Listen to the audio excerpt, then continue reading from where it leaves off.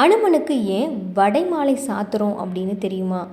இதனால் எப்படி ராகுதோஷம் நம்மளை விட்டு நீங்கும் அப்படின்றது உங்களுக்கு தெரியுமா? அதை பற்றி இப்போ பார்க்கலாம்.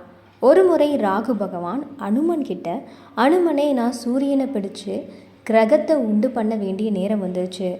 என்னால் உன் வேகத்துக்கு ஈடு கொடுத்து போட்டி போட முடியாது. தயவு கூர்ந்து உன் வேகத்தை குறைச்சிக்கோ அப்படின்னு சொல்கிறாரு. இருந்தாலுமே அனுமனை ராகு பகவானால் ஜெயிக்க முடியலை.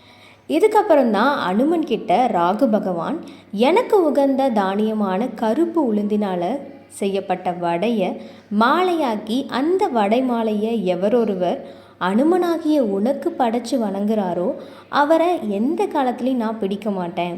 என்னால் அவருக்கு ராகதோஷம் ஏற்பட்டிருந்தாலும் அதை உடனே நீங்கிடும் அப்படின்னு சொல்லியிருக்காரு.